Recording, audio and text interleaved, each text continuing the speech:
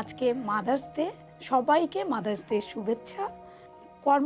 আমরা কর্মজীবী মা বলতে বুঝি যে অফিসে কাজ করছে, ফ্যাক্টরিতে কাজ করছে, তাদের জন্য হয়তো ডে কেয়ারের ব্যবস্থা করা হচ্ছে বা হচ্ছে না, প্ল্যান আছে। কিন্তু অনেক মা কিন্তু এখন হোম অফিস করে, বিজনেস করে, অনলাইনে অনেক মা বিজনেস করে।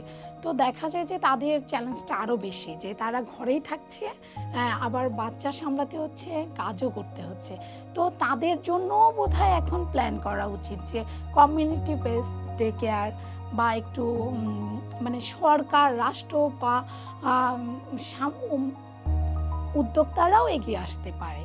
এখন আসলে মূল কথা হলো যে কর্মজীবী মায়েরা কাজে থাকুক এবং বাচ্চাটাও একটা ভালো পরিবেশে থাকুক, যাতে মা নিশ্চিন্তে কাজ করতে পারে। সেজন্য ডে কেয়ারটা খুব ইম্পর্টেন্ট, এবং ডে কেয়ার না থাকলে অফিসগুলোর এনভায়রনমেন্ট চাইল্ড ফ্রেন্ডলি হতে হবে, যাতে ওই বাচ্চাটা খুব স্বস্তিতে, শান্তিতে মার সঙ্গে থেকে কাজগুলো করতে পারে।